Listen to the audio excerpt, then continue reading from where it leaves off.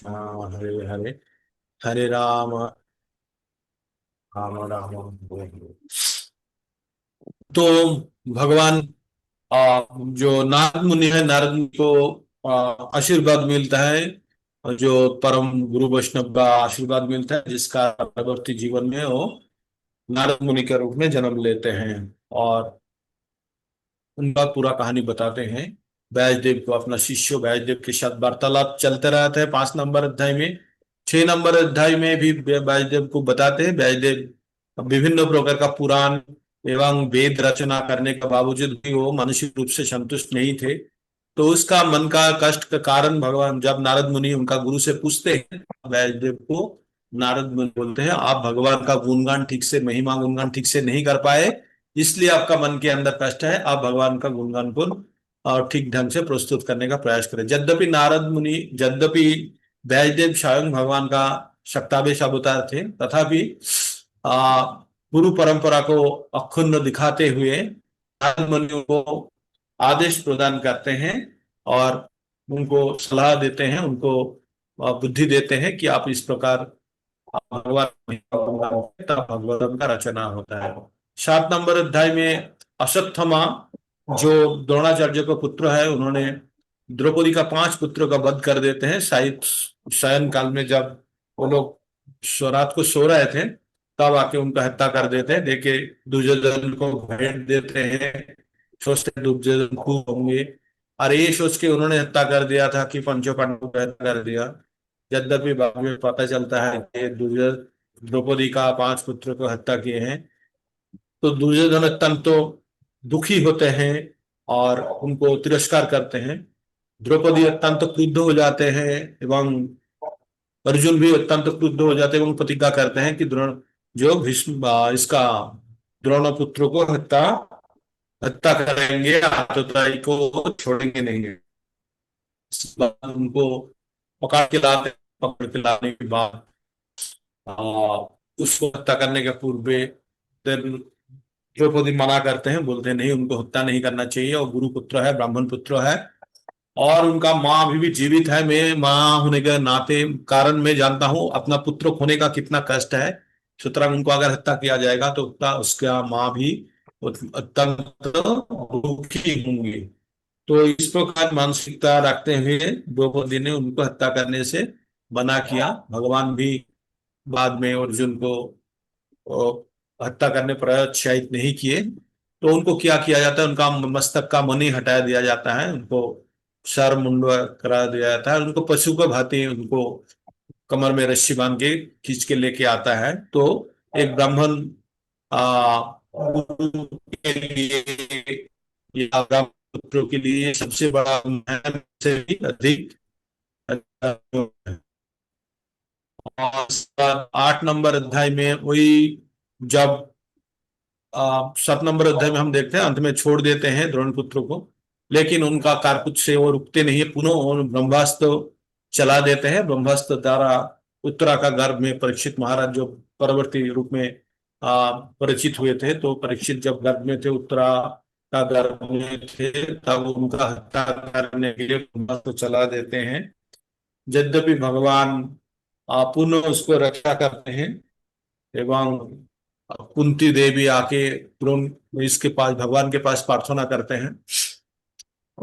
फिर 9 नंबर अध्याय में भीष्म भगवान के सामने देह त्यागते हैं, जो उसका जीवन का सर्वोच्च प्राप्ति है, तो भगवान के सामने देह त्यागने से प्राप्त हो जाते हैं। भीम यद्यपि एक महाजन है, भगवान का परम भक्त है, तो भगवान अपना भक्त के लिए स्वयं उनके सामने प्रस्तुत रहते हैं एवं भीष्मदेव देह त्यागते हैं।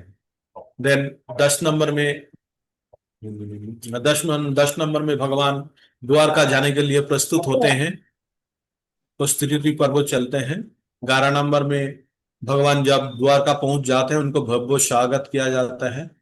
12 नंबर में परीक्षित महाराज का जन्म का वृत्तांत तो बताया जाता है, जन्म होता है और विभिन्न प्रकार के बहु साधु ब्राह्मण आके उनके भविष्य के बारे में बताते हैं कि वो उनका प्रोपतमः युधिष्ठिर के भांति वो अत्यंत शाली राजा बनेंगे। और इस प्रकार उनको दान दिया जाता है, दक्षिणा दिया जाता है, चले जाते हैं। परीक्षित महाराज धीरे धीरे बड़ा होता है। 13 नंबर अध्याय में हम देखते हैं कि विदुर जी वापस आते हैं, आके धृतराष्ट्र एवं गांधारी जी को घर से उनको बाहर निकालने के लिए बोलते हैं, तीर्थ तीर्थ के लिए निकाल पड़ते हैं। 14 नंबर में अर्जुन द्वारका से काफी दिन के बाद लेट आते हैं, और युधिष्ठिर महाराज अत्यंत दुश्चिंताग्रस्त हो जाते हैं। धीरे धीरे बताते हैं। सब कुछ बताने के बाद युधिष्ठिर महाराज का हिम्मत नहीं होता भगवान के बारे में पूछने के लिए, नहीं पूछ पाते हैं उनका अवस्था क्या है। तो उनको लगता है कि कोई अघटन घट चुका है, कई लक्षण उन्होंने देखते हैं। बाद में अर्जुन बताते हैं कि उनका मित्रों भगवान ये धरातल पर लीला करके चले गए हैं। तो भीषण दुखी हो जाते हैं। 15 नंबर अध्याय में अर्जुन अपना भगवान के साथ रहने का, भगवान के साथ समस्त समय बिताने का, सब कुछ भगवान का शक्ति उसके ऊपर की रूप किस प्रकार उनको मदद किए वो सब स्मरण करते हैं। दोनों अर्जुन की बात सुन के धृतराष्ट्र युधिष्ठिर आप निकाल पड़ते, एक ही वस्त्र में निकाल पड़ते उत्तर की ओर, समस्त संसार धर्म का के निकाल पड़ते हैं। उनके साथ बाकी उनका जो अनुज है भाई, छोटे भाई है आप चार, और देन द्रौपदी एवं सुभद्रा सब निकाल पड़ते हैं। ये धराधाम छोड़ के वैकुंठ के उद्देश्य से निकाल पड़ते हैं। 16 नंबर अध्याय में कली का प्रवेश होते हैं। कली धर्म रूप विश्व का और धर्मो एवं धरती रूपी गाभी के बीच में वार्तालाप होता है, जहाँ पे गाभी का आंख में आंसू होते हैं और विश्व थरथराते रहते हैं एक पैर के ऊपर खड़ा होके। और उसमें कली का राजा, एक शुद्र राजा के भेष में आके कली वो बैल का तीनों पैर तोड़ देते हैं, और वो थरथराते रहते हैं और डर के मारे वो पेशाब भी कर देते हैं। 17 आपस में वार्तालाप करते रहते हैं गाभी एवं और बैल, धर्म एंड धरती माता। 17 नंबर अध्याय में परीक्षित महाराज का प्रवेश होता है। परीक्षित महाराज के बारे में बताया जाता है, और देखते हैं कि बैल को इस प्रकार का दंड दिया जा रहा है। तो उन्होंने पता करते हैं, पता करने के बाद पता चलता है कि कली आके इस प्रकार घटना घटाया है। तो कली को हत्या करने के लिए उन्होंने प्रस्तुत होते हैं।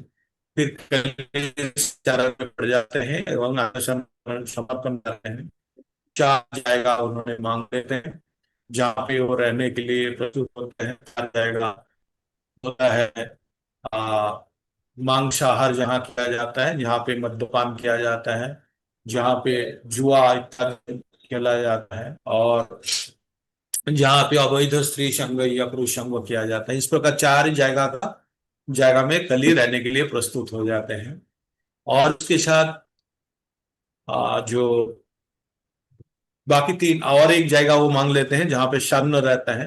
एक्चुअली जहाँ पे धन रहता है वहीं से बाकी चार कर्म होता है। कली थोड़ा जगह भी मिले।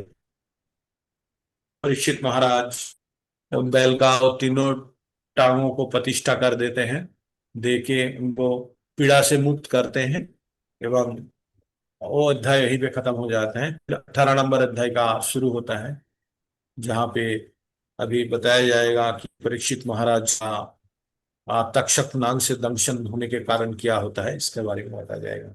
हम वहीं तक है, इसी जगह पे आगे पहुंचे हैं। तो अभी आज 7 नंबर प्रश्नों से हम आप श्लोका से हम शुरू करेंगे, या शुरू करेंगे मंजुला देवी दासी माता जी।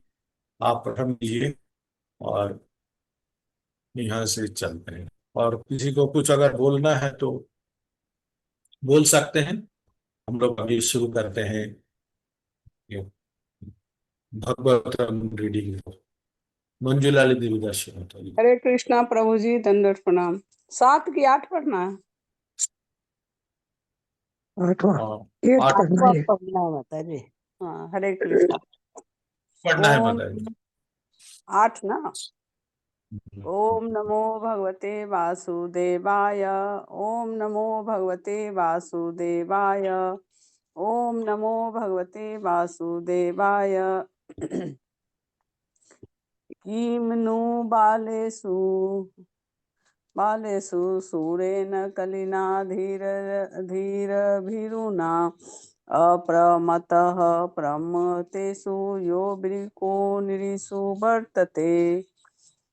किमनु बालेषु सूरेण कलिना धीरभिरुना अप्रमतः प्रमतेषु यो वृको निरीषु वर्तते।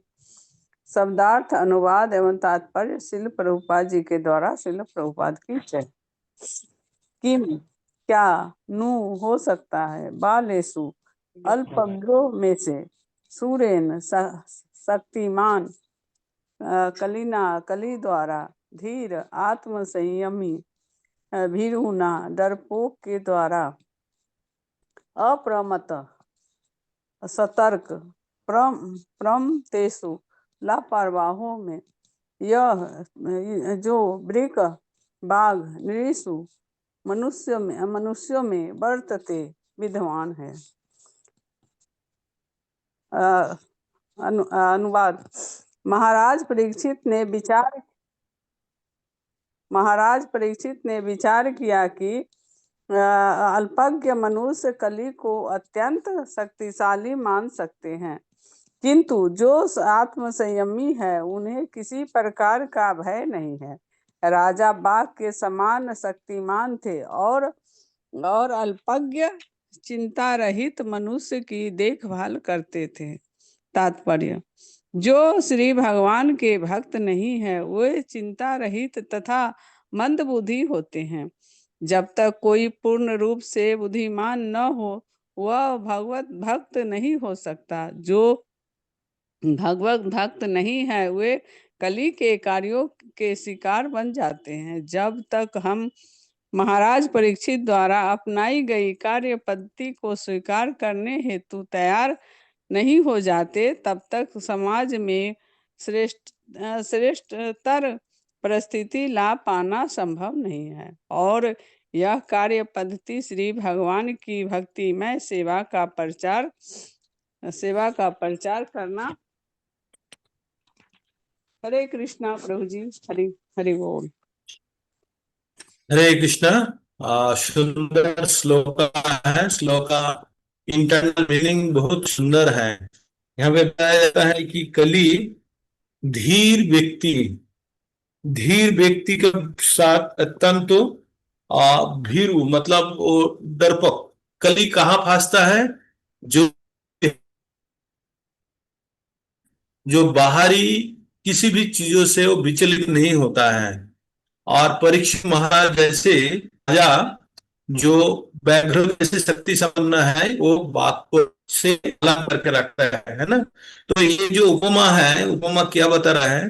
परीक्षित राजा जैसे नदी को दूर करके रखा था, नदी का प्रभाव नहीं पड़ने दिया था, इस प्रकार जो धीर व्यक्ति है, जो व्यक्ति अपना बुद्धि द्वारा स्वयं अपना स्थिति में स्थिर है, वो कभी कली द्वारा विचलित नहीं होते हैं। तो ये जो चार नियमों का पालन भी कौन व्यक्ति है?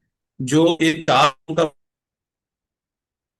नहीं करते हैं, जो अच्छा कर पदार्थ सेवन नहीं करते हैं, जो नहीं करते इत्यादि, या कोई शक जो इत्यादि छल पूर्वक अर्थोपार्जन करने वाला में युक्त नहीं होता है। तो इस प्रकार चार प्रकार कर्म जो दूर रहता है उसके पास भी पहुंच नहीं सकता है ना। तो जो कलियुग में जो जैसे परीक्षित महाराज जब तक कलियुग आने तक परीक्षित महाराज जिस प्रकार राज्यों को रक्षा करते कली का छल से, उसी प्रकार वर्तमान जीवन में भी मनुष्य खुद को स्वयं को बचा सकते हैं। परीक्षित महाराज द्वारा जैसे संरक्षित किया था उसी प्रकार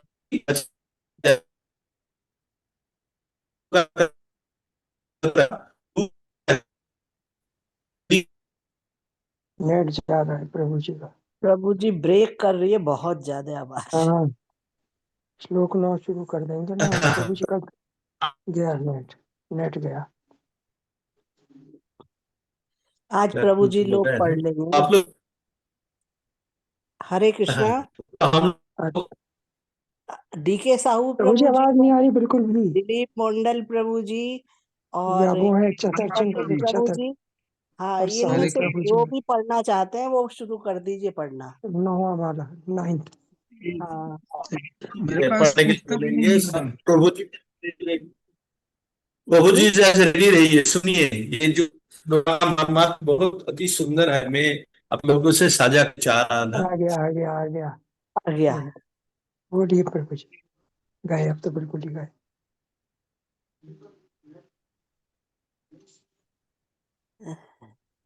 आगे शायद नहीं,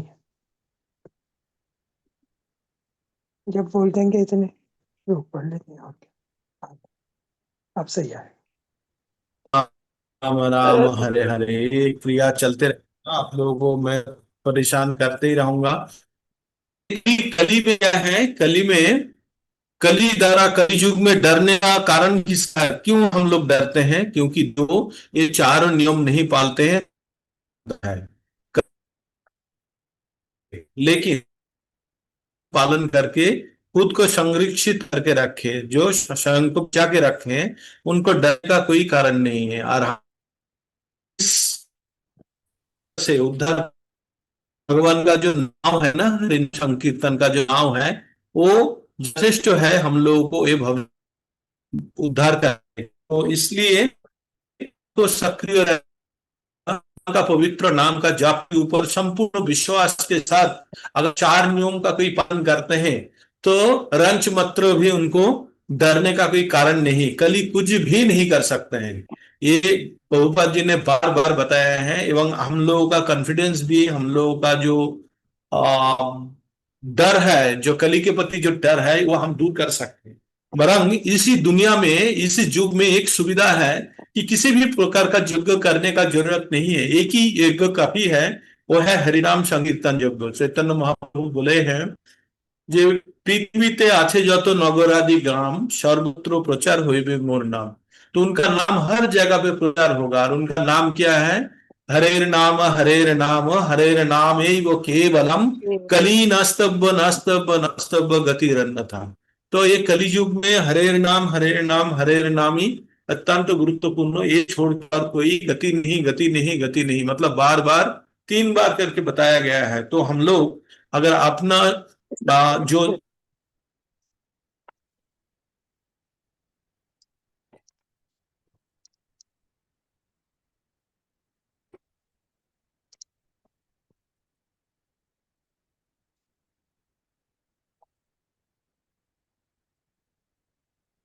फिर चला गया नेट।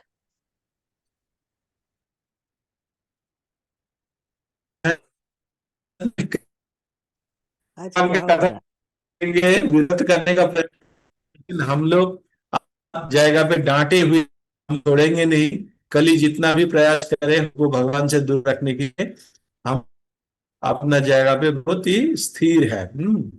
जी तो कलयुग में हम लोगों का सबसे अच्छा क्या है? सरल। चार युग में समय में अलग अलग प्रकार का यज्ञ करना पड़ता है, कलयुग में शांत सरल ढंग के हरे कृष्ण कृष्ण कृष्ण हरे हरे, राम हरे राम राम राम हरे हरे इति राम नाम कलि कल परतर उपाय शतु दिष्ठते। तो ब्रह्मा जी बोले नारद मुनि को, जो समस्त वेद मैंने देख लिया, कली सबसे सबसे उपदायी जो फल है मिलेगा जिससे, वो है हरे नाम संकीर्तन, जिसके द्वारा समस्त मनुष्य उद्धार हो सकते हैं। लेकिन विडंबना क्या है, दुर्भाग्य क्या है, इस इसी महत्व से ओनली कतिपय व्यक्ति तो जान पाएंगे। अत्यंत बुद्धिमान व्यक्ति इसी प्रकार का यज्ञ में अंशग्रहण करेगा। बाकी जो मनुष्य है वो कली का जो गुण है, जो रजोगुण एवं तमोगुण द्वारा इतना मोहाच्छन्न रहेंगे कि वो इनके ऊपर ना भरोसा कर पाएंगे ना विश्वास करेंगे। ठीक है। तो आप लोगों को, हम लोगों को कभी भी डरने का भी कारण नहीं है, क्योंकि हम लोग वेल सिचुएटेड है कि सिचुएट है हरिनाम के ऊपर।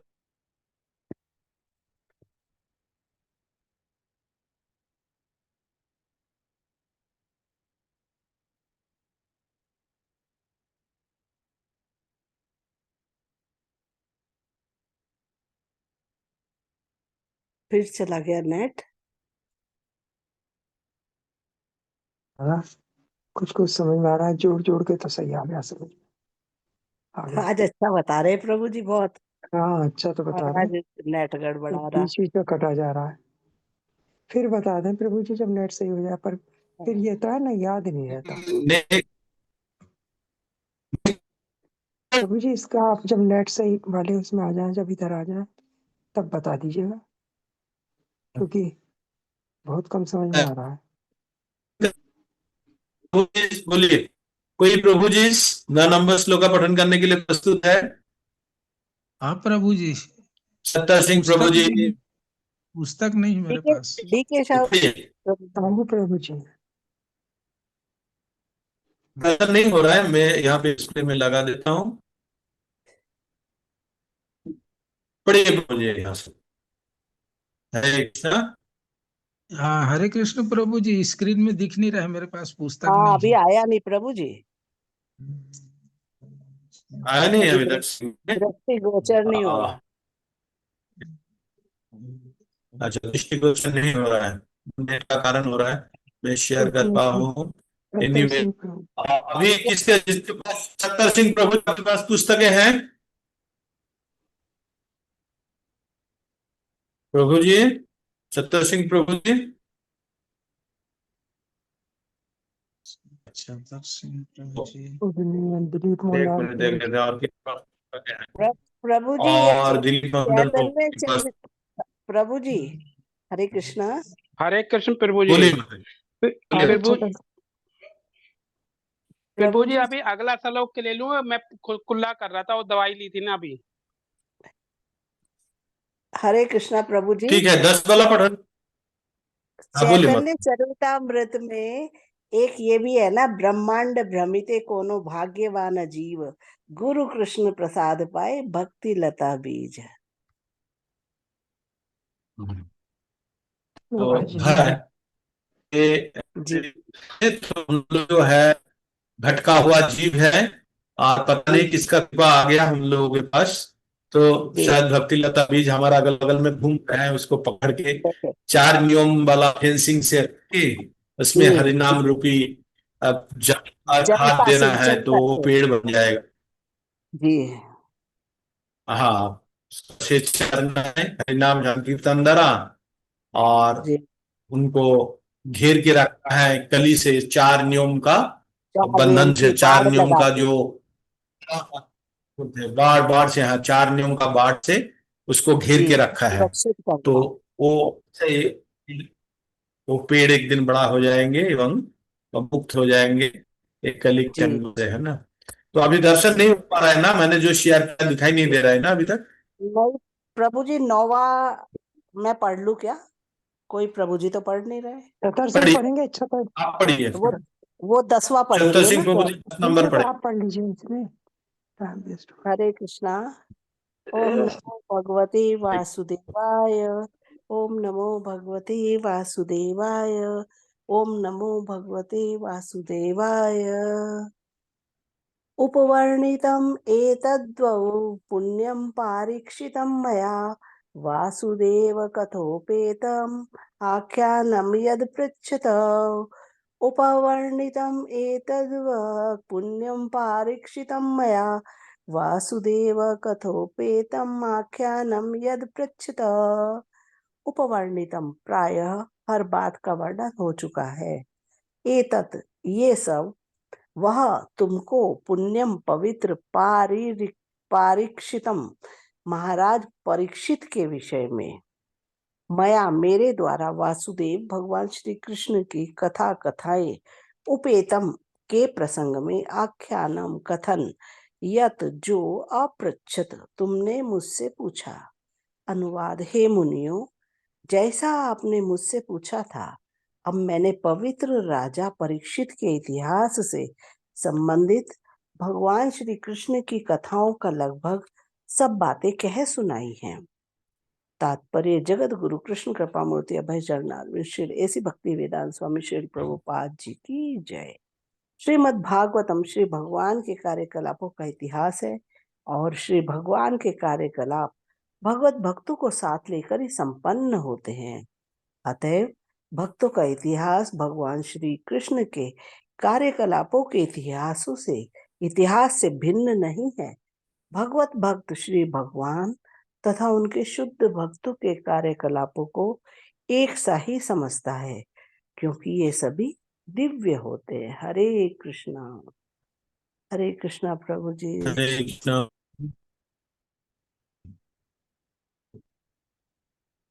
प्रश्नों यहाँ पे जो सुखदेव गोस्वामी परीक्षित महाराज श्रीमद् भगवत का है, तो वो बताएंगे उनका प्रभु जी जो कुछ भी ओपन क्लियर है। नहीं हो पा रहा, कुछ भी क्लियर नहीं हो पा रहा। ठीक है, तो ये तो प्रभु जी ने नंबर वाला पढ़ लीजिए, नेक्स्ट वाला। हरे कृष्ण हाँ, प्रभु जी। शुरू कीजिए। हाँ, शुरू कीजिए ओम गुरु। नमो भगवते वासुदेवाय। ओम नमो भगवते वासुदेवाय। ओम नमो भगवते वासुदेवाय। या कथा भगवतः कथनीयो कर्मणः गुणे कर्माशापुपुम्भिः संस्वास्ता विभूषिभिः। तात्पर्य एंड अर्थ श्रील प्रपाद श्री प्रपाद जी की जय। या जो कथाएं भगवान के विषय में कथनीय मुझे कहती थी, उरु कर्मण अद्भुत कर्म करने वाले की, गुण दिव्य गुण, कर्म अस्मन्ता कृत्य आश्रय निहित उभी मनुष्यों द्वारा संस्वया सुनी जानी चाहिए। तात वे सब बुभुक्षुभि अपना कल्याण चाहने वालों द्वारा, जो लोग जीवन में पूर्ण सिद्धि प्राप्त करने के इच्छुक हैं, उन्हें अद्भुत कर्म करने वाले भगवान के दिव्य कार्यकलापों तथा गुणों से संबंधित सारी कथाएं अत्यंत विनीत भाव से श्रवण करनी चाहिए। हरे कृष्ण। तात्पर्य भगवान श्री कृष्ण के दिव्य कार्यकलापों, गुणों तथा नामों का नियम पूर्वक श्रवण करने से मनुष्य शाश्वत जीवन की ओर अग्रसर होता है। नियम पूर्वक श्रवण करने का अर्थ होता है उन्हें धीरे धीरे सही और वास्तविक रूप में जानना, और उन्हें इस तरह जानने का अर्थ है शाश्वत जीवन प्राप्त करना, जिसका उल्लेख भगवत गीता में हुआ है। भगवान श्री कृष्ण के ऐसे दिव्य यशस्वी कार्यकलाप जन्म मृत्यु जरा तथा व्याधि के उपचार के लिए संस्तुत औषधि है, जिन्हें बद्ध जीव भौतिक पुरस्कार समझता है। इस प्रकार जीवन की सिद्ध अवस्था की परिणति मानव जीवन का लक्ष्य है और दिव्य आनंद की उपलब्धि है। हरे कृष्ण प्रभु जी। हरे कृष्णा। हरे कृष्णा। सुनाई दे रहा है जी प्रभु जी? सुनाई दे रहा है? स्पष्ट प्रभु सुनाई दे रहा है? सुनाई दे रहा प्रभु जी।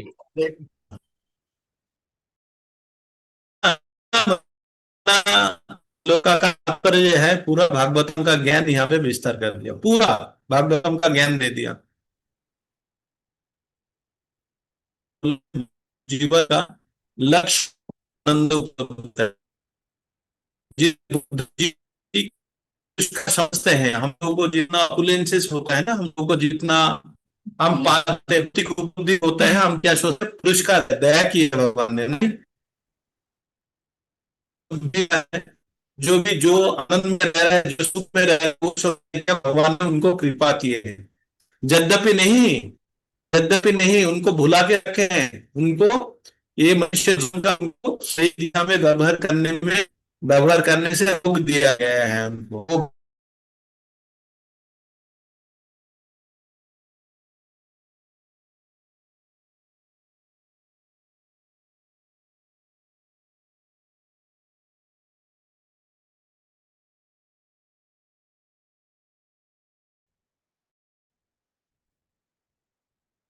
जब भौतिक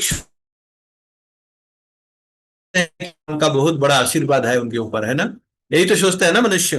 किंतु इस प्रकार मनुष्य ठग गया है। वो उनको भौतिक चीज द्वारा उसको ठगा गया है। तो वही बोलते हैं, जो मनुष्य जब सोचते हैं कि उनको बहुत कुछ प्राप्ति हुआ है, उपलब्धि हुआ है, मतलब वो बद्ध जीव में और बद्ध रह जाएगा।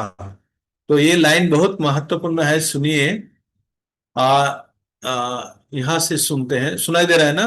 भगवान श्री कृष्ण के ऐसे दिव्य यशस्वी कार्यकलाप जन्म मृत्यु जरा व्याधि के उपचार करने के लिए संस्तुत औषधि है। हाँ? भगवान द्वारा प्रस्तुत किया गया औषधि है।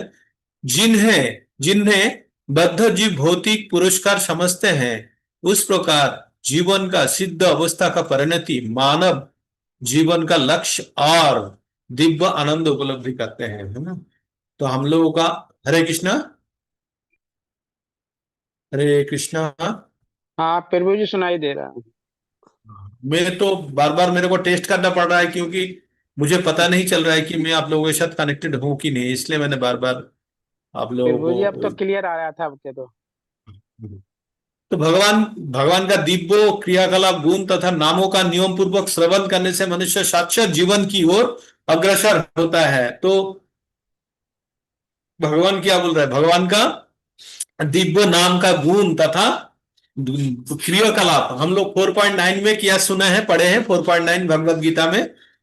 जन्म जन्म कर्म कर्म च में चापल्य एवं जो योग व्यक्ति तत्ततः तथा तख्ता जन्मो नैति मामेति सा अर्जुन। तो भगवत गीता में जो उल्लेख है उसी का प्रभुपाद जी ने पुनः यहाँ पे बता रहा है। तो आप लोग जो भी श्लोक पठन करेंगे, एक ही श्लोक अगर ठीक ढंग से किसी ने बोलता है ना, नष्ट प्रायशु अभद्रेशु नित्यम भगवत सेवाय, तो भगवत सेवा, ये जो भगवत का सेवा करने से क्या होता है, हमेशा हम लोगों का जो भक्ति का है ना, वो नष्टि की बढ़ जाता है, मतलब दृढ़ता बढ़ जाते हैं और दृढ़ रूप से स्थापित हो जाते हैं। होता है। हर हर श्लोका में इसको व्याख्या किया गया है। तो बुद्धिमान व्यक्ति को बार बार समझाने का जरूरत नहीं है, लेकिन उनका इच्छा एवं उनका समझ जैसे दृढ़ हो, उसको दृढ़ता को बना के रखने के लिए श्रवण करना जरूरी है। तो हम बार बार भगवत गीता का, भगवतों का श्रवण करेंगे, तो हम अपना जीवन का उद्देश्य समझ के सही दिशा में हम कर्म कर पाएंगे। नेक्स्ट श्लोक का पठन करने के लिए मैंने अनुरोध करूंगा। और कौन पठन करेंगे नेक्स्ट श्लोक का? नेक्स्ट कौन है लाइन पे? हरे हरे कृष्णा कृष्णा, प्रभु जी, मैं हरे करूं? कृष्णा। प्रभु जी मैं करूं? पठन कीजिए। और ओम कोई प्रभु जी नमो को तो भगवते देख नहीं रहा, फतेह वासुदेवाय। चंद। प्रभु जी पठन करके। प्रभु जी वो कह रहे थे डीके साहू प्रभु फतेह जी चंद कि प्रभु जी उनके पास बुक नहीं है, स्क्रीन पे अगर हो जाएगा तो पढ़ लेंगे। काल के लिए आपको इंतजार कराएंगे। अभी जिनके पास पुस्तकें हैं माता जी, वो पठन कीजिए, पढ़िए। कौन पठन कर रहे थे? राधा ओम नमो सेविका देवीदासी भगवते माता जी पठन कर रही थी ना। वासुदेवाय। ओम नमो भगवते वासुदेवाय। ओम नमो भगवते वासुदेवाय। श्रीमद् भागवत महापुराण की जय। जगद्गुरु शिल प्रभुपाद की जय। ऋषि उच सूत जीव समः सौम्य सरस्वती विस्तम यशत्यः त्वं संसिति कृष्णस्य मत्तयानाम् अमृतं हि नः। ऋषि उच सूत जीव समः सौम्य सरस्वती विस्तम यशयः त्वं संसिति कृष्णस्य मत्तेनाम् अमृतं हि नः। श्रद्धा। ऋषिवाच ऋषियों ने कहा, सूत हे सूत गोस्वामी, जीवित रहो।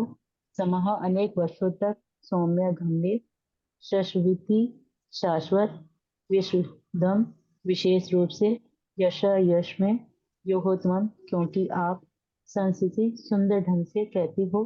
कृष्ण से भगवान श्री कृष्ण की नाम मृत्य प्राणियों की अमृतम, जीव की शाश्वता अश्वता ही निश्चय ही न हमारा अनुमान।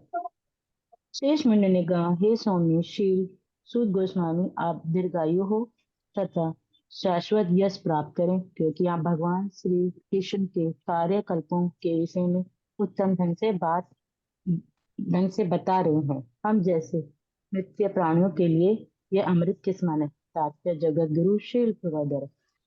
जब हम परमेश्वर के दिव्य गुणों तथा कार्यकल्पों के विषय में सुनते हैं तो हमें सदा श्रीमद् भगवद गीता 4 पहलुओं में श्री भगवान के स्वयं अपने संबंध में जो कुछ कहा है उसका सम्मान करना चाहिए।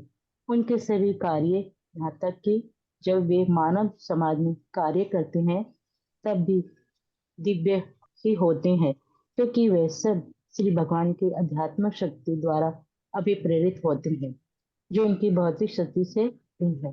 जैसे कि श्रीमद् भगवद गीता में कहा गया है कि ऐसे कार्य दिव्य कहलाते हैं।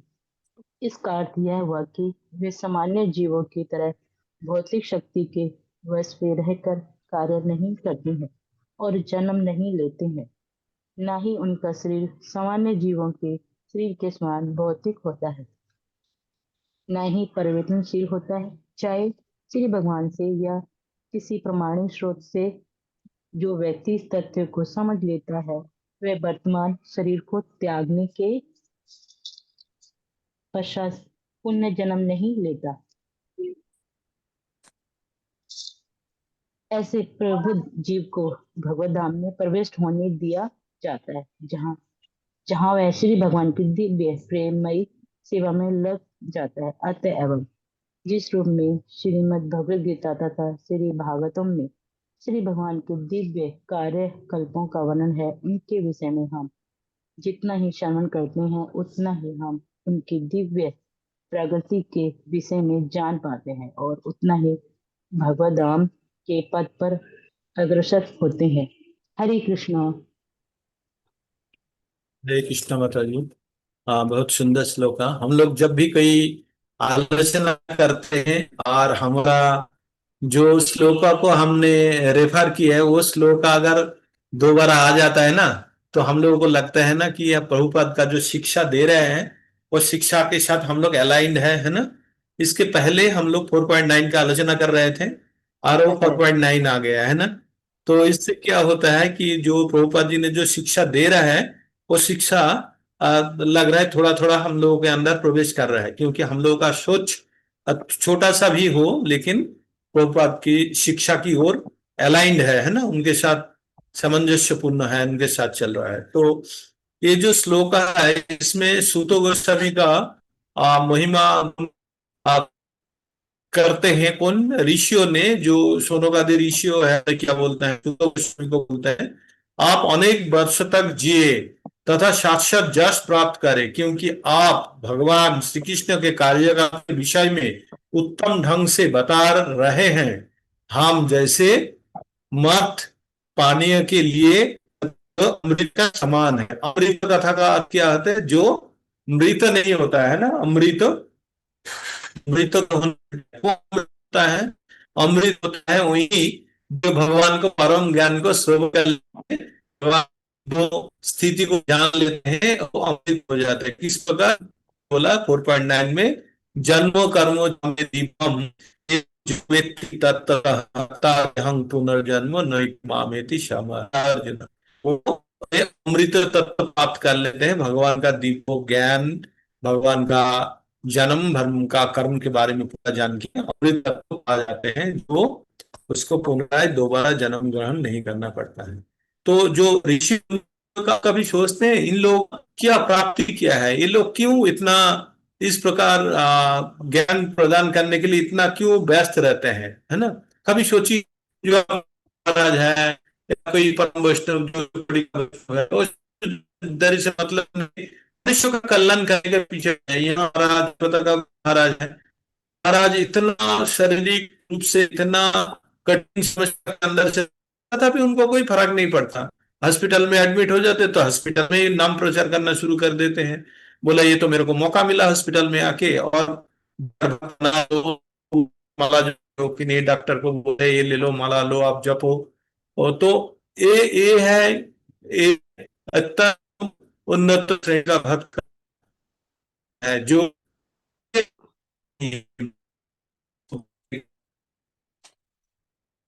सनद ऋषि सूतो गोस्वामी का महिमा बखान कर रहा है, जो बोल रहा है आप अमृत तुल्य जो वाणी आप सुनाते हैं, जिसके द्वारा मनुष्य को बहुत लाभ प्राप्त होता है ना।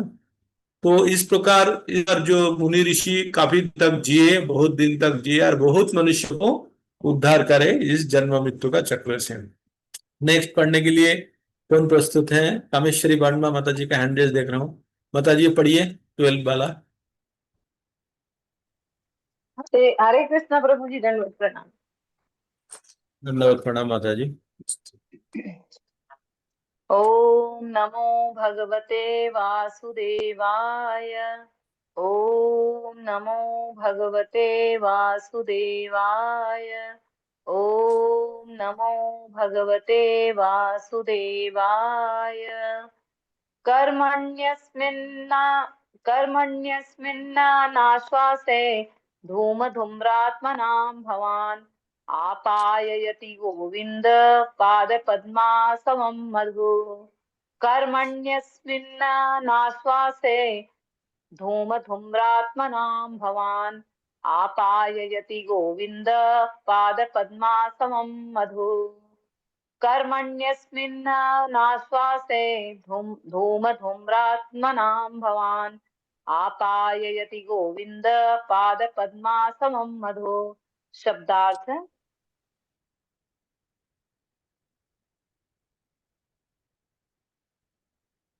हरे कृष्णा कृष्ण कृष्ण हरे हरे, हरे राम राम राम हरे। नेट चला गया। हमने अभी अभी फिर माता जी का नेट अब गया आपके। माता जी का गया, मैं सोचा मेरा। नहीं प्रभु जी, माता जी का गया। गोविंद हमने अभी अभी इस गो पठन कीजिए भगवान माता के। जी, पठन कीजिए पहले। हरे कृष्ण प्रभु जी। अनुवाद आ रही पढ़िए है माता, आवाज में जी? अनुवाद।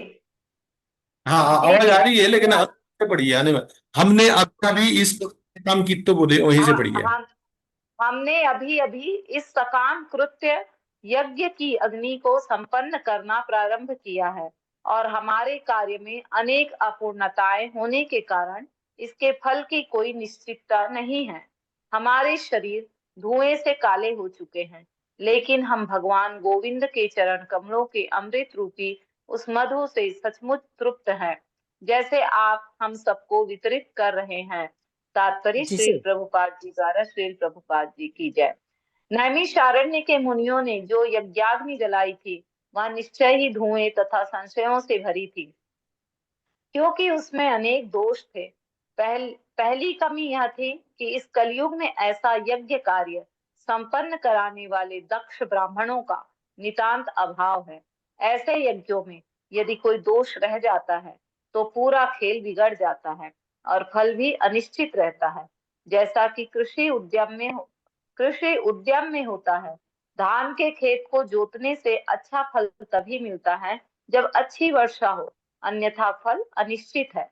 इसी प्रकार से इस कलयुग में भी किसी भी प्रकार का है। कलयुग के निर्लज्ज लोभी ब्राह्मण अबोध जनता को ऐसे अनिश्चित यज्ञों का दिखावा करने हेतु फुसलाते हैं, और उन्हें यह शास्त्रीय आदेश नहीं बताते कि कलयुग में कोई भी सकाम यज्ञोत्सव संभव नहीं है, किंतु इस युग में मात्र एक ही यज्ञ संभव है, और वह है भगवान नाम का सामूहिक कीर्तन। श्रील सूत गोस्वामी एकत्र हुए मुनियों के समक्ष श्री भगवान के दिव्य कार्यकलाप सुना रहे थे, और वे सब इन दिव्य कार्यकलापों के सुनने के फल का अनुभव कर रहे थे। कोई भी इसे व्यवहारिक रूप से उसी प्रकार अनुभव कर सकता है जिस प्रकार भोजन करके उसके फल का अनुभव किया जा सकता है। आध्यात्मिक अनुभूति इसी प्रकार कार्य करती है। नैमिषारण्य के मुनि यज्ञ की अग्नि से उठने वाले धुएं से कष्ट पा रहे थे और फल के विषय में भी संशय पूर्ण थे, किंतु श्रील सूत गोस्वामी जैसे अनुभूत व्यक्ति से सुनने के कारण वे पूर्ण रूप से संतुष्ट हुए थे।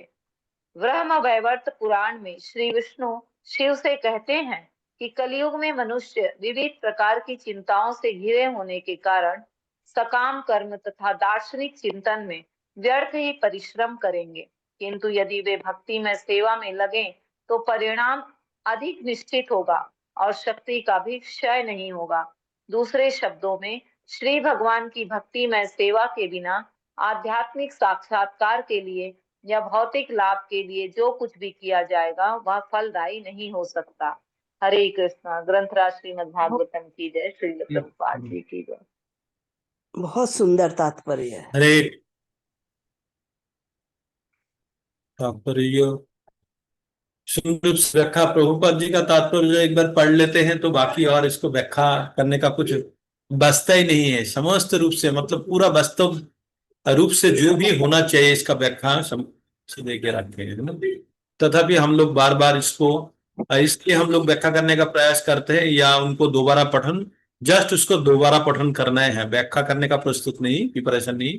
दोबारा जो प्रभुपाद जी बोले हैं उनका मेन पॉइंट, जैसे हम लोगों का मनुष्य का कम बुद्धि, कम मेधा, कम आयु और क्या है, हमेशा विचलित रहते हैं ना। कलियुग का 4 प्रकार का समस्या होता है मनुष्य का, मेधा कम है, आयु कम है, रोगाग्रस्त है और हमेशा विचलित रहते हैं।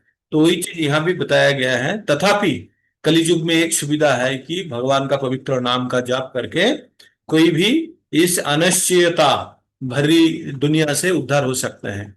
जब भी हमारा यज्ञ ठीक ढंग से नहीं किया जाएगा, इसका कारण क्या है, नहीं होता, इसका कारण है पटु या पटु ब्राह्मण का कमी। वर्तमान युग में जो ब्राह्मण भी शुद्ध का भांति काम करते हैं, तो ब्राह्मण का ब्राह्मणत्व खो जाने पर उनके द्वारा किए गए यज्ञ का फल संपूर्ण रूप से नहीं मिलता।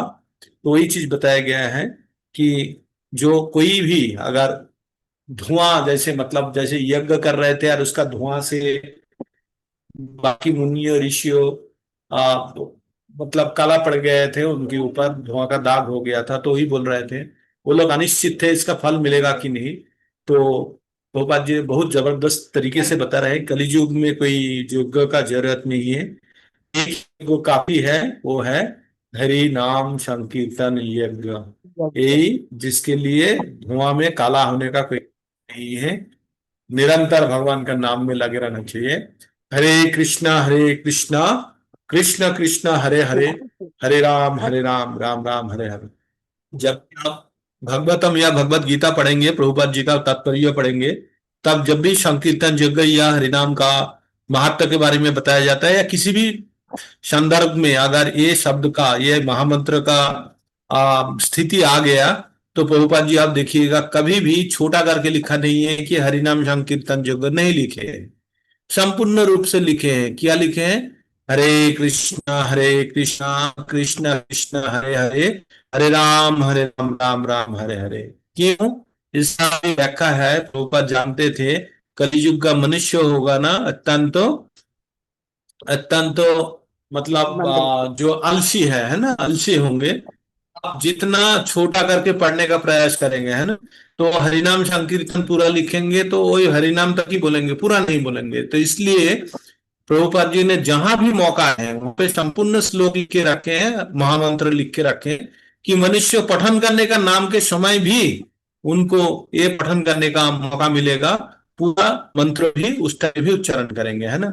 तो इस प्रकार प्रभुपाद जी भी हर बार यही चीज लिखे, हम भी जब भी हरिनाम संकीर्तन या हरिनाम उच्चारण करने का हमको मौका मिलेगा, हम उसको कभी भी नहीं छोड़ेंगे, तुरंत उसको हमको लगाना है। और एक नाम आपका आपका खाता में जुड़ जाएगा एक बार नाम उच्चारण करने का, है ना।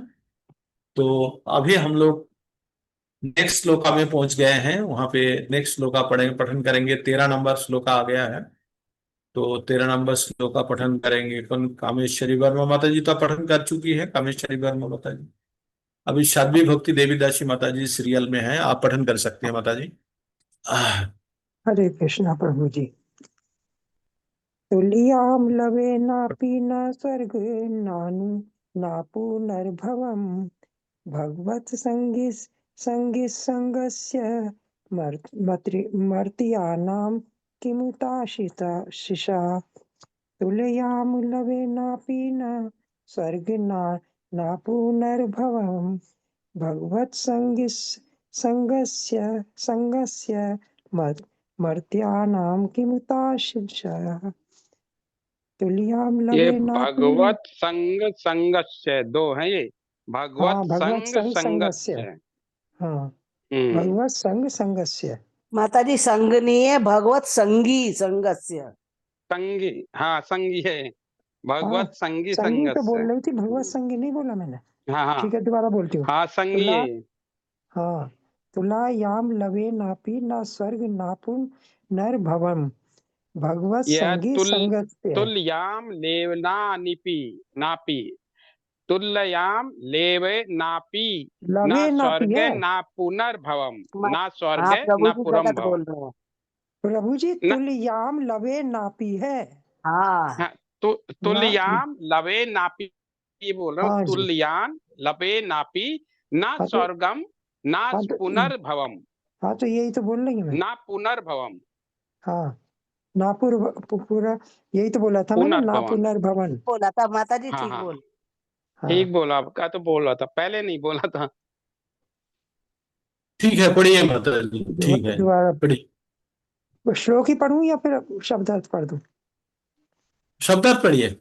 अच्छा, शब्दार्थ। तुलयाम के साथ तुलना करना, लवेन क्षण मात्र से, अपि भी ना कभी नहीं, स्वर्गम स्वर्गलोक, ना न तो, अपुनः भवन पदार्थ से मोक्ष, भगवत संगी भक्त, संगस्य संगति का, मर्त्यानाम मरने वालों का, किम क्या रखा है, उत कहने में, आशीष सांसारिक आशीर्वाद या वर।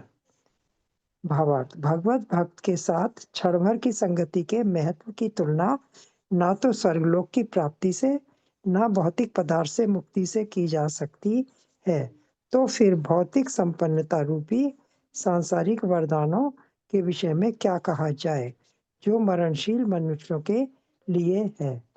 तात्पर्य, शील प्रभुपाद के द्वारा शील प्रभुपाद की जय। एक वस्तु की तुलना दूसरी वस्तु से तभी की जा सकती है जब दोनों में कुछ समान बातें होती हैं। हम शुद्ध भक्ति संगति की तुलना किसी भौतिक वस्तु से नहीं कर सकते।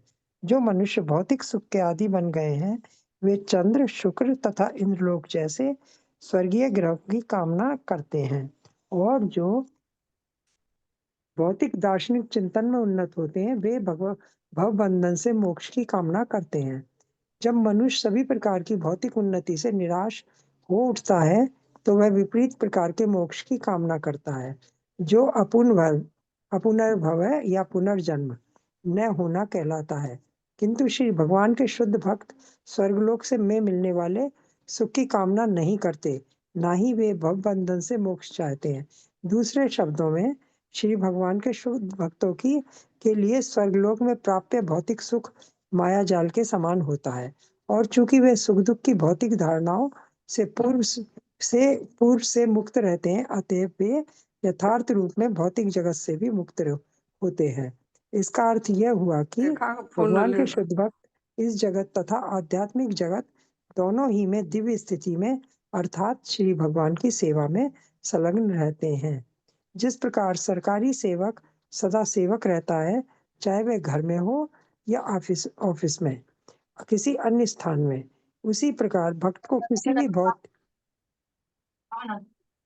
किसी भी भौतिक वस्तु से कुछ भी कौन लेना बोल रहा? देना नहीं होता, क्योंकि वह अनन्य भाव से श्री भगवान की दिव्य सेवा में लगा रहता है। क्योंकि उसे किसी भौतिक वस्तु से कोई सरोकार नहीं होता, अतएव उसे भौतिक वरदानों से क्या मिलने वाला है, चाहे वह राजपद हो या इससे भी बड़ा कोई अन्य पद, जो ये शरीर के नष्ट होते ही समाप्त हो जाते हैं। भक्ति में सेवा शाश्वत है, इसका कोई अंत नहीं होता, क्योंकि यह आध्यात्मिक होती है। अतः चूंकि शुद्ध भक्त की निधियां भौतिक निधियों से भिन्न होती हैं, अतः दोनों की कोई तुलना नहीं है। सॉरी। श्री सूत गोस्वामी श्री भगवान के शुद्ध भक्त थे, अतः नैमिषारण्य के ऋषियों के साथ उनकी संगति अद्वितीय है।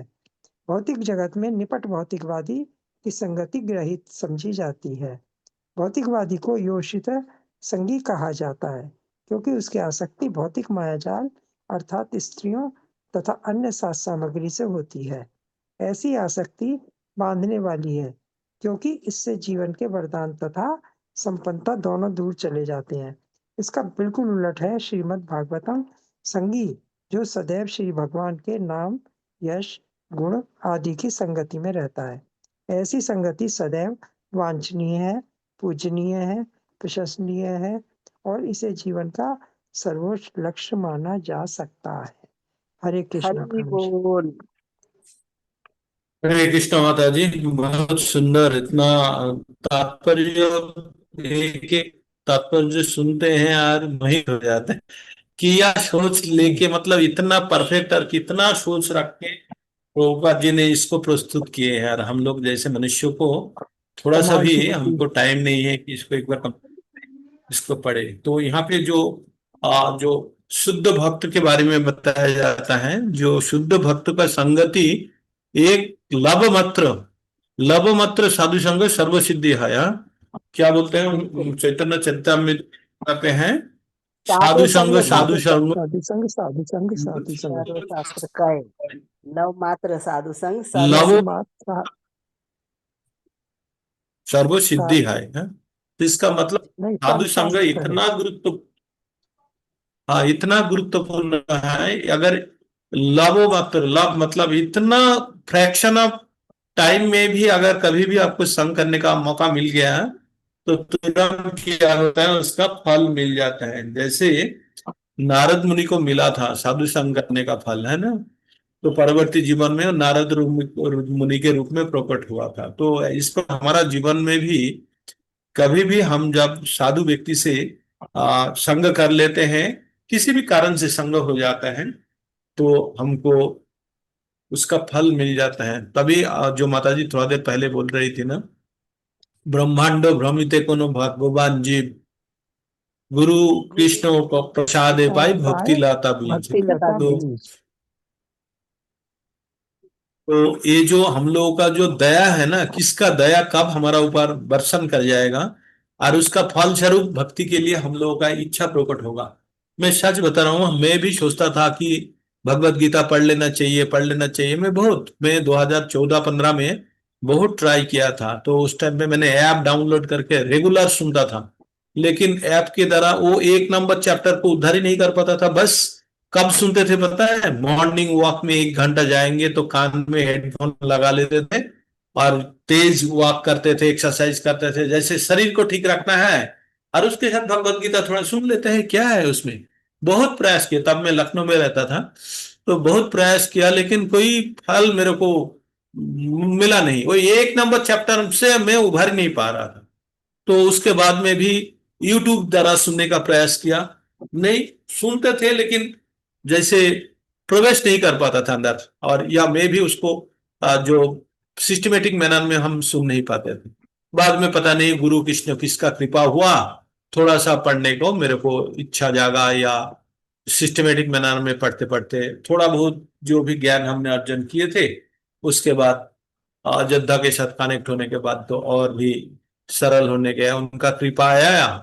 तो इसलिए हमको कभी भी किसी शुद्ध भक्त का अगर संस्पर्श में आप आ गए हैं, साथ में आ गए हैं, तो थोड़ा सा ज्ञान आ ही जाता है एवं भक्ति आपका थोड़ा तीव्र रूप से उत्पन्न होते हैं या प्रकट होने का प्रयास करते हैं। यद्यपि हमको उसको पकड़ के रखना, छोड़ना नहीं है। कभी भी हमें ये नहीं होना चाहिए कि हमारा अंदर भक्ति आ गया, हम बहुत खुश है, ये है खुश तो होना चाहिए अंदर ही अंदर से, लेकिन हमेशा मन के सावधानी रहना चाहिए। नहीं तो क्या, असावधानी बच्चे को बाघ आके उठा के लेके चला जाता है ना, पहले वाला श्लोक में पढ़ रहे थे ना। जैसे असावधानी, कोई बच्चा अगर बैठे रहा तो सावधानी बाघ आके उसको उठा के लेके चला जाएगा। तो हम लोगों का जो जड़ जगत का जो अहंकार रूपी जो बाघ है, वो हमको ये भक्ति रूपी रास्ता से खींच के लेके चला जाएगा। जब भी हमको थोड़ा सा भी स्वीकृति मिलने का जाएगा आ जाएगा, या स्वयं को हम सोचेंगे कि हम भगवान से ये मिला है वो मिला है, और हम फिर बह जाएंगे। माया देवी पूरा छल करके बैठे हैं, मौका मिलते ही उठा के लेके चले जाएंगे। जी इसलिए भगवान इसको जितना भी तकलीफ दे रहे हैं, आप लोग उससे आपको ये जानकारी लेके खुश रहना चाहिए। यस, भगवान हमको तकलीफ दे रहा है, मतलब याद दिला रहा है, समय हमेशा याद दिला रहा है कि कभी भी हम अपना पथ से ना हटे। अगर जिस मोमेंट में हमारा बीमार ठीक हो गया है ना बीमारी, तब हम हॉस्पिटल का बात भूल जाएंगे, है ना। इसलिए भगवान हमको हमेशा तकलीफ दे के रखे कि हम हॉस्पिटल को ना भूले। और हॉस्पिटल क्या है? हमारा हरिनाम रूपी जो नाम है, जिसके ऊपर बल पे हम हमेशा स्वस्थ रह सकते हैं। तो हमेशा स्वस्थ कैसे रहेंगे हम, हेल्दी कैसे रहेंगे? जब हम ये जन्म मृत्यु का चक्र से बाहर जाएंगे। जन्म मृत्यु जरा व्याधि, तो जो जरा भी नहीं होगा, व्याधि भी नहीं होगा। कब? जब हमको चिन्मय शरीर मिलेगा। चिन्मय शरीर कब मिलेगा? जब हम ये धर्मार्थ लोक से बाहर जाएंगे, भगवान का चरण आश्रय मिल जाते हैं, वैकुंठ धाम या भगवान का कोई भी धाम बोलिए, वहां पे मनुष्य को ये शरीर नहीं मिलता, वहां पे चिन्मय शरीर मिलता है, जिसका ना कोई एजिंग होता है, ना कोई उसका बीमारी होता है, ना कोई डिस्टॉर्शन डिस्ट्रक्शन, कुछ भी नहीं है, चिन्मय है। तो भगवान क्या बोला? अंतकाले च मामेव शरण मुक्त कले, जो प्रयति स मद भावो, स मद भावो, भगवान का भाव प्राप्त करेगा। भगवान का भाव में क्या है? याति नास्तत्र संशय, कोई संशय नहीं है, भगवान का भाव प्राप्त करेगा। तो भगवान का जो भगवान का धाम में जो रहते हैं, तो भगवान जैसे ही देखने में होता है, तो कहीं भी संशय हो जाएगा मनुष्य को कि मनुष्य कौन कौन साधारण व्यक्ति है, कौन भगवान है। कभी भी अगर आप एक चक्र धाम जैसे कोई आ, धाम में अगर विजिट करेंगे, तो वहां पे जो भगवान का अलग अलग जो शंख पद्म गदा, शंख चक्र गदा पद्म चार हाथ में है ना, शंख चक्र गदा पद्म, तो उनका अलग अलग लोकेशन से, जैसे शंख है, चक्र है, गदा है, पद्म है, कौन सा हाथ में है, उसके ऊपर कॉम्बिनेशन बनता है ना। तो इस प्रकार का मनुष्य को भी भगवत धाम में इस प्रकार अलग अलग शरीर में अलग अलग रूप देखने को मिलेगा। तो ये भी वर्णना है, हमें पढ़ ही रहे थे एक जगह पे, 24 प्रकार का कॉम्बिनेशन शायद बनता है। जी ये चारों से चार हाथ का, इससे तीन चारा 12, 24, 12 दुगुने 24, हाँ, फैक्टोरियल 4, फैक्टोरियल 4 कितना होता है? 4 3 इंटू 2, फैक्टोरियल 4, इतना कॉम्बिनेशन बनेगा चार हाथ पैर का ना, जो शंख चक्र गदा पद्म का। तो ये जो मैं बोल रहा था एक चक्र धाम का, कहाँ वहां बना हुआ है इस प्रकार, है ना, अलग अलग शंख चक्र लेके अलग अलग मूर्ति के रूप में बताया गया है। तो ये मनुष्य जीवन, हम जब भी कई शुद्ध भक्त का संगति हो जाते हैं, तो तुरंत उसका मन के अंदर भी परिवर्तन आ जाते हैं।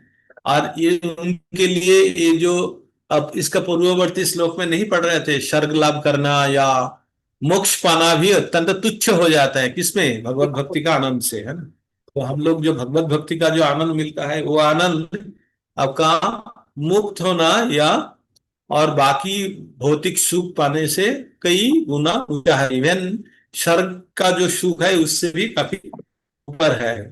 इसके पहले वाला श्लोक में शायद था, तो जी जी भौतिक प्रभु जी। जीवन से निपटने वादी की संगति गर्हित समझ जाती है। तो आप जिसका संग करेंगे, उस प्रकार आप अगर साधु का संग करेंगे, तो आपका मन के अंदर साधुता उत्पन्न होगा। अगर आपने कोई जटिल या कुटिल व्यक्ति के साथ संग करेंगे, वही होगा। ये 13.22 में भी वही बोला है, जो आप जिस प्रकार संग करेंगे, उसी कारण से आपका साध असत जनी जन्मेश।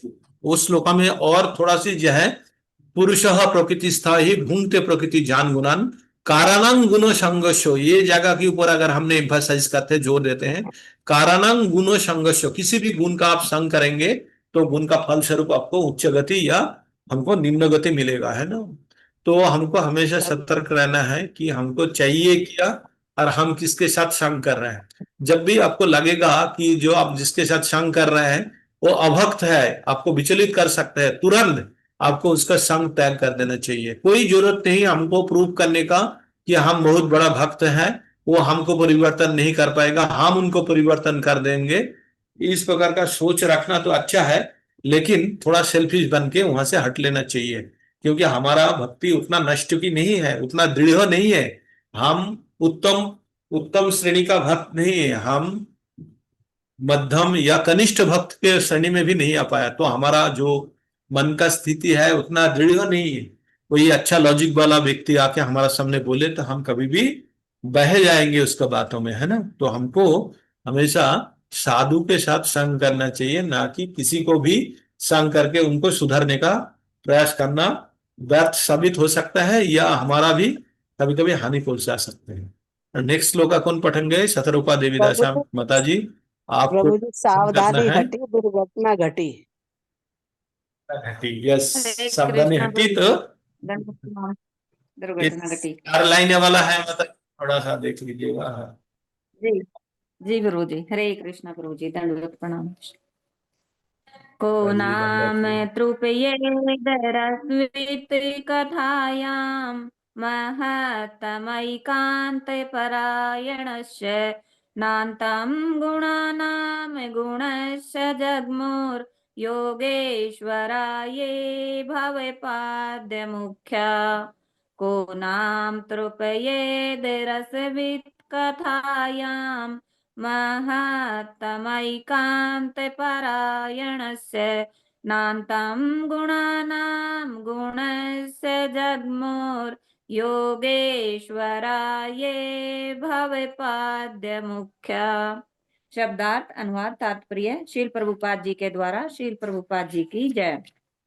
शब्दार्थ कह कौन है वह, नाम विशेष रूप से, तृप्येत पूरा संतोष प्राप्त कर ले, रसवित अमृत रस का आस्वादन करने में दक्ष, कथायाम कथाओं में, महत्तम जीवों में सबसे महान, एकांत एकमात्र, प्रायणस्य आश्रय का, न कभी नहीं, अंतम अंत, गुणानाम गुणों का, अगुणस्य दिव्य का, जगमोह निश्चित कर सके, योग ईश्वराः योग शक्ति के स्वामी, ये जो भव शिव, पद्य ब्रह्मा, मुख्या प्रमुख, पूर्ण पुरुषोत्तम भगवान श्री कृष्ण गोविंद समस्त महान जीवों के एकमात्र आश्रय हैं, और शिव तथा ब्रह्मा जैसे योगिक शक्तियों के स्वामी भी उनके दिव्य गुणों को माप नहीं कर सकते।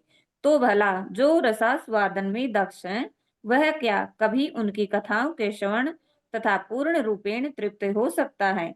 तात्पर्य शिव तथा ब्रह्मा दो प्रधान देवता हैं, वे योग शक्ति से परिपूर्ण हैं। उदाहरणार्थ शिव ने उस विष का सागर पी लिया जिसकी एक बूंद ही सामान्य जीव को मारने हेतु पर्याप्त थी। इसी प्रकार ब्रह्मा ने शिव सहित अनेक देवताओं की सृष्टि की, अतएव ये दोनों ईश्वर अथवा ब्रह्मांड के स्वामी हैं, किंतु वे परम शक्तिमान नहीं हैं। परम शक्तिमान तो गोविंद अथवा श्री कृष्ण हैं, वे दिव्य हैं, और शिव तथा ब्रह्मा जैसे शक्तिशाली ईश्वर भी उनके दिव्य गुणों का माप नहीं कर सकते। अतएव भगवान श्री कृष्ण बड़े से बड़े जीव के एकमात्र आश्रय हैं। ब्रह्मा की गिनती जीवों में की जाती है, किंतु वे हम सबसे महानतम हैं। तो फिर महानतम जीव भगवान श्री कृष्ण की दिव्य कथाओं के प्रति इतना आसक्त क्यों है? इसलिए कि वे समस्त आनंद के स्रोत हैं। हर व्यक्ति हर वस्तु का कुछ न कुछ आस्वाद लेना चाहता है, किंतु जो व्यक्ति श्री भगवान की दिव्य प्रेमा भक्ति में लगा रहता है, वह उसी में असीम आनंद प्राप्त करता है। श्री भगवान असीम हैं, और उनके नाम गुण लीलाएं पार्षद विविधता आदि अनंत हैं, और जो इनका आस्वादन करते हैं वे असीम रूप से ऐसा करते हुए भी तृप्ति का अनुभव नहीं करते। इस तथ्य की पुष्टि पद्य पुराण से होती है। रमन्ते योगिनो नन्ते सत्यानंद चिदात्मनि इति रामपदेनासौ परम ब्रह्माभिधीयते। योगीजन परम सत्य से असीम दिव्य आनंद प्राप्त करते हैं, इसलिए परम सत्य भगवान श्री राम भी कहलाते हैं। ऐसी दिव्य वार्ताओं का कोई अंत नहीं है। सांसारी विषयों में तृप्ति का नियम होता है, लेकिन अध्यात्म में ऐसी तृप्ति नहीं है। श्रील सुत गोस्वामी नैमिषारण्य के ऋषियों के समक्ष भगवान श्री कृष्ण की कथा को जारी रखना चाह रहे थे और ऋषियों ने भी उनसे निरंतर सुनते रहने की अपनी इच्छा व्यक्त की, क्योंकि श्री भगवान दिव्य हैं और उनके गुण दिव्य हैं। अतएव ऐसी वार्ताएं शुद्ध श्रोताओं के ग्राही भाव को बढ़ाती हैं। हरे कृष्णा प्रभु जी। और हरे कृष्णा माता जी, सुंदर बहुत सारे गुण सुंदर, हैं, बहुत बहुत ही सुंदर, सुंदर है। इतना सुंदर इसका तात्पर्य है। सोचते हैं तो बार बार एक पठन करें। एक श्लोक आपको मैं एक सच से ऊपर बताऊं, आ रहा है, हाँ, एक के वही बाद मैं एक बोल रहा हूँ, श्लोक एक बहुत के बाद इतना बढ़िया आ रहा है। दोस्त है। सिर्फ मन चाह रहा था, मैं जब कथन हो रहा था, माता जी जब पठन कर रही थी, तो मैं सोचा कितना दूर तक हुआ और कितना बचा है, कितना आज और कितना तक होगा बोल के मैं समय देखने जा रहा था। तब देखा 20 मतलब 8:50 मेरे को थोड़ा सा भी पता नहीं चला कि समय हम 7:30 शुरू किए एवं 8:30 पार होकर 9 की ओर बढ़ रहे हैं ना।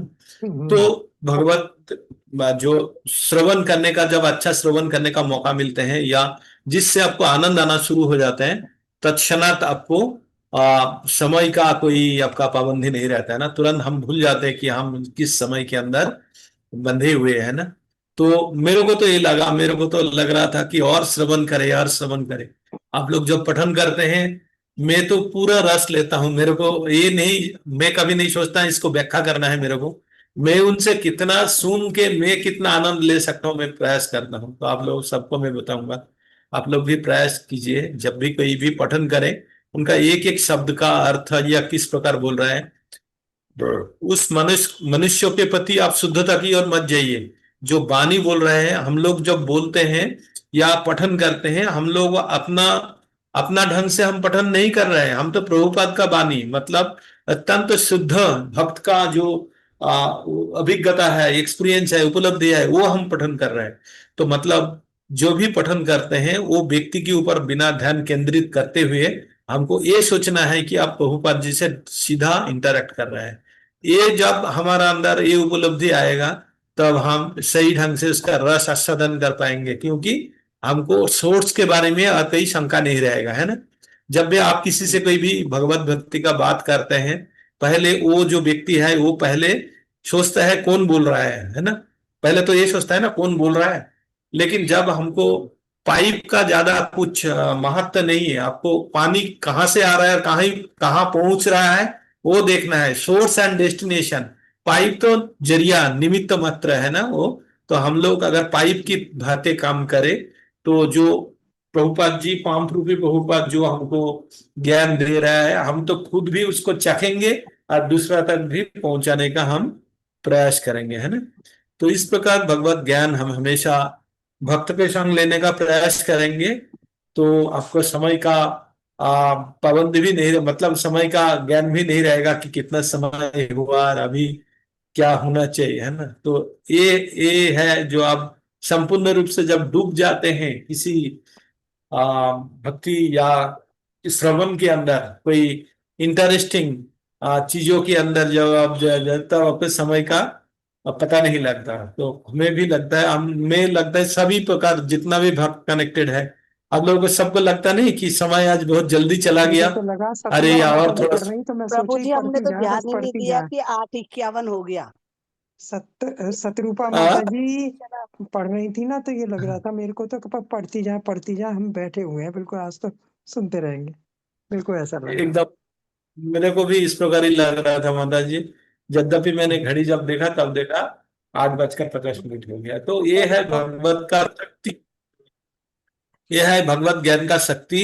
और भगवत का जो शक्ति है, जैसे थोड़ा सा भी भक्ति अगर आप लोगों के अंदर या हमारा अंदर उदय हुआ है, तो हमको कठिन रूप से पकड़ के रखने का क्षमता रखते हैं, है ना। तो हम पुनः पठन करेंगे, काल एक साथ एकत्रित होके पुनः पठन करेंगे, धीरे धीरे अग्रसर होके हम लोगों का कैंटो 1 खत्म हो जाएगा और मैं सबको बताऊंगा, सभी भक्तों को मैं बता रहा हूं, जब भी आप श्रवण करेंगे दिन में एक बार सिर्फ ये श्रवण करेंगे, स्मरण करेंगे कौन सा चैप्टर है, बस इतना ही श्रवण कर लीजिए।